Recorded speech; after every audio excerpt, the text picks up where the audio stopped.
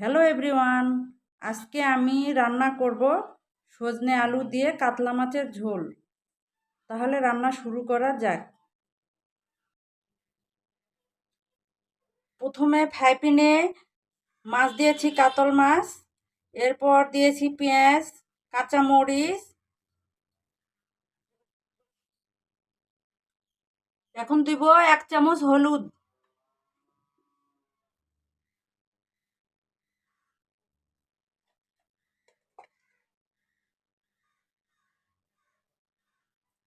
আর দিলাম 1 চামচ মরিচ, 4 চামচের ছোট চামচ। এরপর দিব 1/2 চামচ ধনিয়া।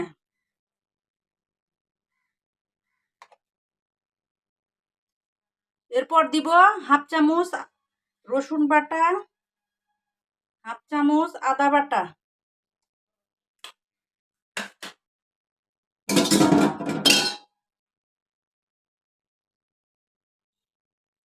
1 চামচের কম লবণ,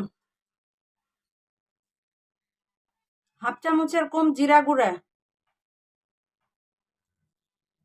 এখন দিয়ে দিব পরিমাণ মতো সয়াবিন তেল। এরপর সুন্দরভাবে হাত দিয়ে মাখাবো।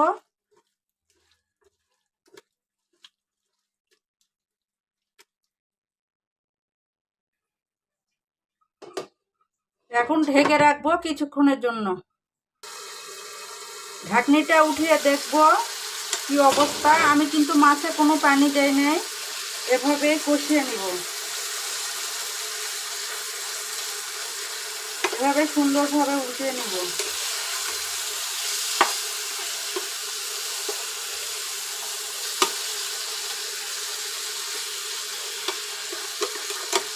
এভাবে মিডিয়াম আছে সুন্দরভাবে একটু কষিয়ে নিব। মাছটা এখন হয়ে আসছে। ফ্রাই প্যান থেকে মশলা সহ উঠিয়ে রাখবো। যা যা মশলা মাছের মধ্যে দিয়েছি এগুলো সবগুলোই সজনে আর আলুর মধ্যে একটু একটু 1/2 চামচ করে দিয়ে দিব।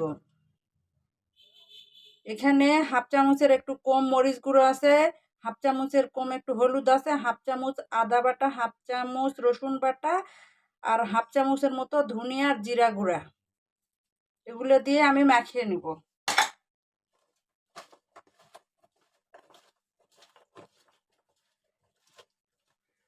মাখিয়ে নেওয়া শেষ। ফ্রাই প্যানে তেল দিয়েছি। এখন ফ্রাই প্যানে পেঁয়াজ দিব লাল করে ভাজার জন্য।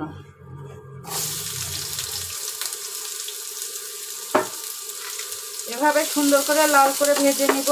যতক্ষণ লাল না হয়ে আসে ভাজতে থাকবো। পেঁয়াজটা লাল হয়ে আসছে।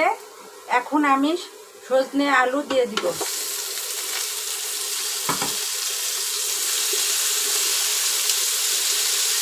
এরপর দিব সামান্য একটু পানি।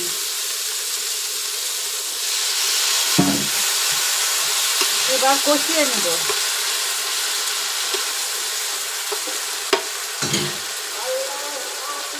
এখন একটু ঢেকে রাখবো। কষানোটা শেষ। এখন পানি দিয়ে নেব। ঝোলের তরকারিতে কখনো একবারে পানি দেওয়া যাবে না বেশি, তাহলে স্বাদটাই নষ্ট হয়ে যাবে। সামান্য একটু পানি দিব, সামান্য। এরপরে ঢেকে রাখবো কিছুক্ষণের জন্য। অনেকটা হয়ে আসছে। এখন মাছটা দিয়ে দিব।